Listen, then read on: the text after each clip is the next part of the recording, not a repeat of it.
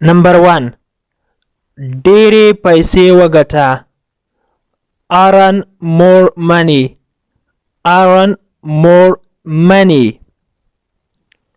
دوی اوربند اعلان کړه. They declared ceasefire. They declared ceasefire. ته زما خبره ولې نه اورې؟ Why don't you listen to me? Why don't you listen to me? تا ته څنګه پته لګیږي؟ How do you know? How do you know? خواري کوه. Work hard. Work hard. کوه څه دې چې زړه غواړي. Do whatever you like. Do whatever you like. هغه پر ما باندې ډیر ګران ده. He is very dear to me. He is very dear to me. ګروپ یا څراغ روښانه کړه یا بل کړه. Switch on the light. Switch on the light. هغه در سره خبر کړه. Inform him. Inform him. هیڅ خبره نه ده. No matter. No matter. زما خبرې در سره ولیکه. Mark my words. Mark my words. دا وروستی اخطار ده. It is the last warning. It is the last warning. یو څه وخوره.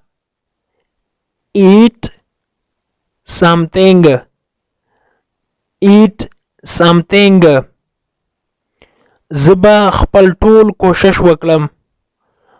I will do my best. I will do my best. دروازه کلپ کړه. Lock the door. Lock the door.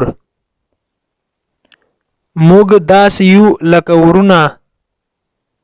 We are like brothers. We are like brothers. ما ته یوه پیاله چای تیار کړه. Make me a cup of tea. Make me a cup of tea. زما ژوند پرته له تا نیمګړی ده. My life is defective without you. My life is defective without you. هغه ستونزې جوړوي یا هغه مشکلات جوړوي. He creates problems. He creates problems. دوی ظالمان خلق دي. They are cruel people. They are cruel people. ته زما غږ اورې؟ Do you hear me? Do you hear me? کاشکي چې له تا سره وای.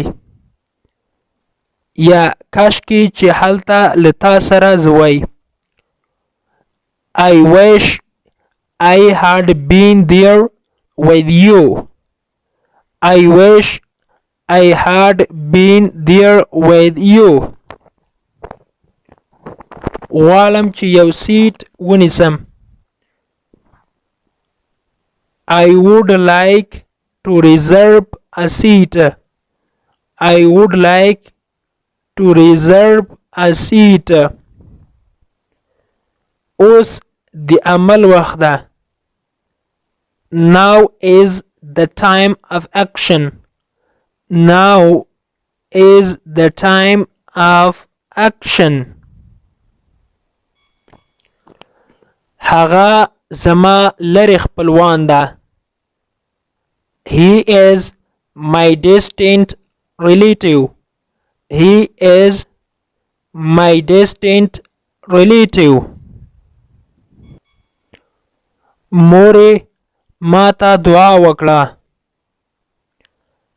Mom, pray for me. Mom, pray for me. pray ویل کېږي دعا کول. pray لمونځ کولو ته هم ویل کېږي. pray ذکر کولو ته هم ویل کېږي. خو دلته ترې مقصد دعا کول دي. دلته حاضره چیرته ده؟ Where is the graveyard here? Where is the graveyard here?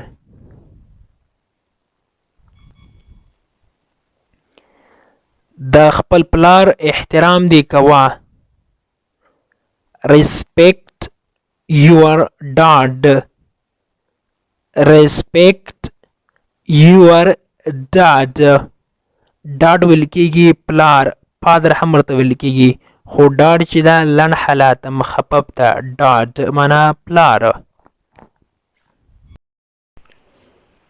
د انګلیش ټو پښتو لرنینګ کورس ګرانو زده کوونکو د نن ورځې کلاس تر دې ځای پورې و.